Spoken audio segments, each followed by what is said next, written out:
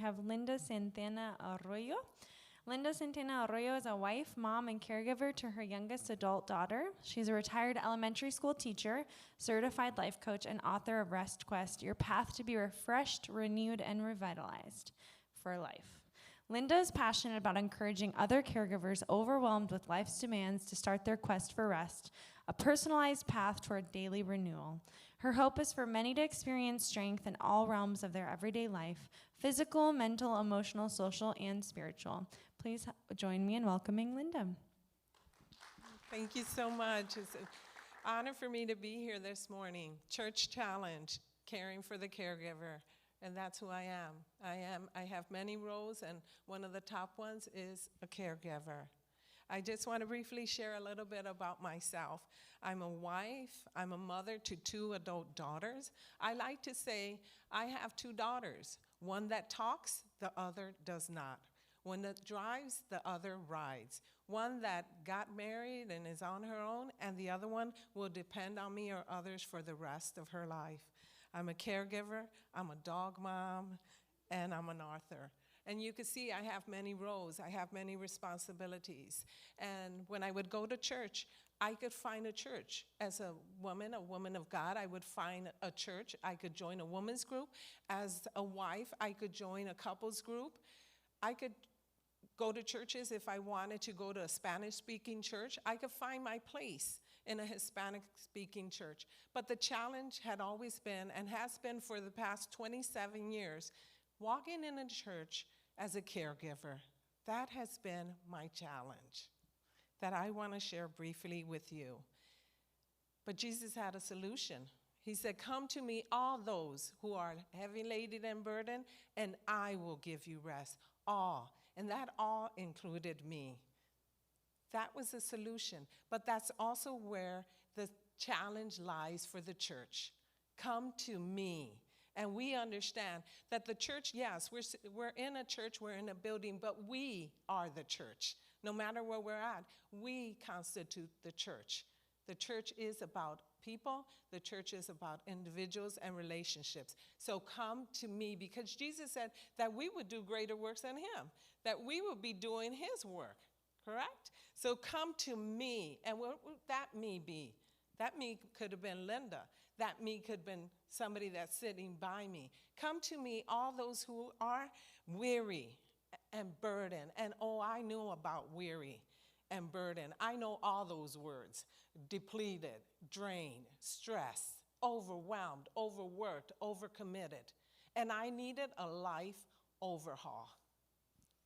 And Jesus says, "Come to me and I will give you rest." And there lies the challenge of the church, to provide rest. Rest for caregivers, for those families with people with disabilities, those that can't catch a break to catch their breath. And how do we do it? We take on a perspective of rest, to recognize there's a need. There's a need in our church. There's a need in our community. There's a need right there in our job. Do you know that this morning when I was having breakfast at the hotel, somebody invited me to sit with her. And it ended up, she knew people that were caregivers. There is a need in our community.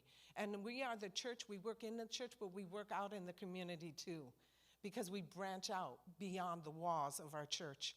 Recognize there is a need. Caregivers, we need you. There were many times that, like I mentioned, the challenge, I remember being a churchgoer and sitting Sunday after Sunday in my van with my daughter, so my oldest daughter could get Bible school, so she could be the woman of God that she is today, so she could have that word planted in her heart, so she could seek out rest. But where was I? I was sitting in the van because there was no place for my daughter. And if there was no place for her, there was no space for me.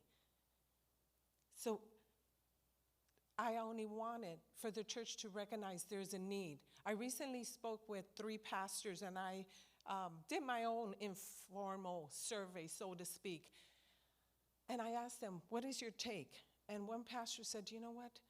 We never talk about caregivers. They never come up in our meetings. They never do, not even when they go out to their district meetings. Caregivers are never spoken about. So many other ministries, and we're here like, and some of us, we're strong. As caregivers, we are strong because we have to be resilient. So we'll walk in like, I'm in charge, but we're crumbling sometimes inside. Recognize there's a need, and let's engage in conversations. And these conversations start with simple questions. And questions take us to more critical thinking. Just simple questions. And the questions don't have to go deep. They could just be, how are you? Do you know a caregiver? Simple. That's where we start. Because even in the simplicity, change happens. When we ask those questions, we show that we're aware. We notice you, and that's what I want. I wanted it for me. I want it for others. So you could see me, you could hear me, and you could know me. And then you could support me with rest. When we ask the questions, we have the conversations, the resources will appear. They will just come. We'll know what to do next. And we're going to grab and take this information and take action.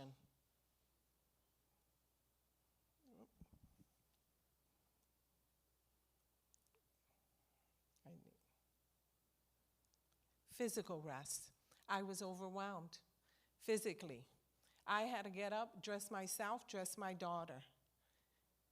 Get myself ready, get her ready. So I was tired. I was exhausted. And this is just a simple question that the church can ask. How can we physically support caregivers? When we ask that question, maybe it'll be respite. Maybe it'll be, hey, I could just send her a gift card because sometimes she's so tired, maybe she just needs to go through a drive-through. Maybe it's just, let me call her. Ask the questions, the answer will come. Mental rest. Sometimes, like when we go out, I tell my husband, no, don't ask me where we're stopping to eat. You pick. I don't have the mind because of all the decisions I make continuously. Decision fatigue. I make decisions for myself, for my home, for my daughter, and I'm not talking about, oh, should I give her applesauce or yogurt with her meds? I'm talking about decisions for her future that lie and rest on me. And I need mental rest when I'm spent. So how can the church help me? Maybe they can pay for mental health counseling for free for caregivers.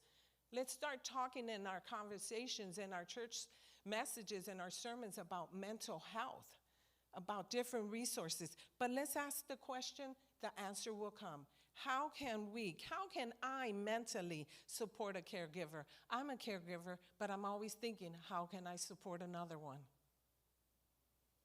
Emotional rest. Oh, we know about this. I get up happy, and the next moment I get a text.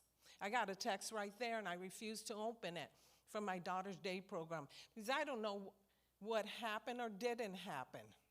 And I could go from feeling on top of the world to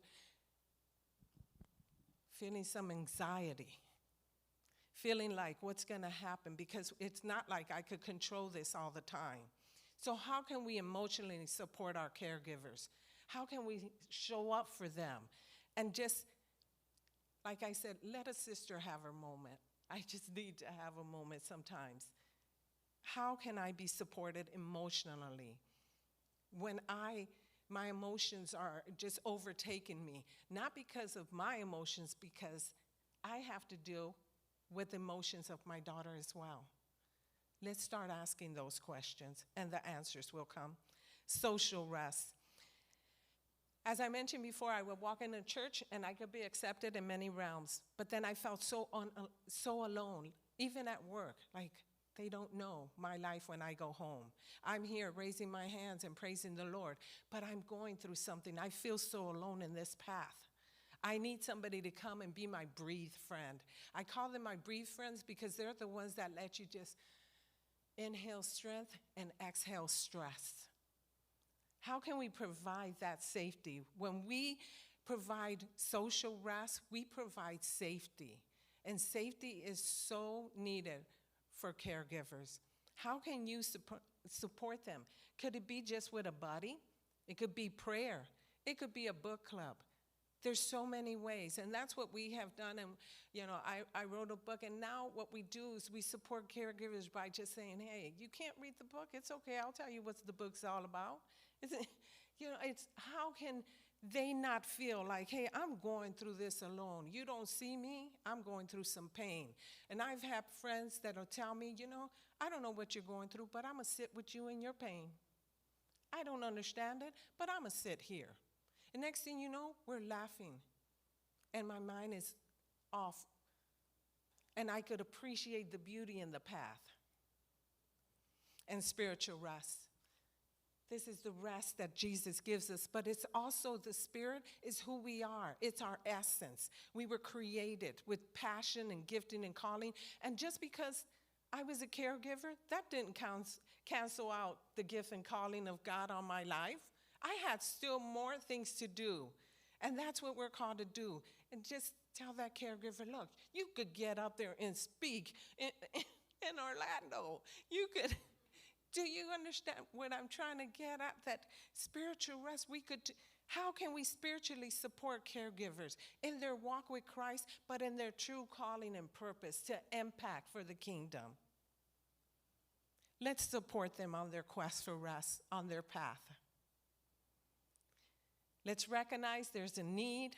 Let's engage in conversations. Let's have them. Let's ask those questions, because that's why we're here, because somebody dared to ask a question many years ago. What if we start a ministry, key ministry? It started with one question, one conversation. And the resources will come, and we will take this information and we will take action, because it's a buy one, get one. Because when you go after and you bring rest to the caregiver, you have that person with disability right there too. You're ministering to them, because as you strengthen me, I'm going to be better equipped to handle situations in my family. Enjoy the rest of your day. Thank you.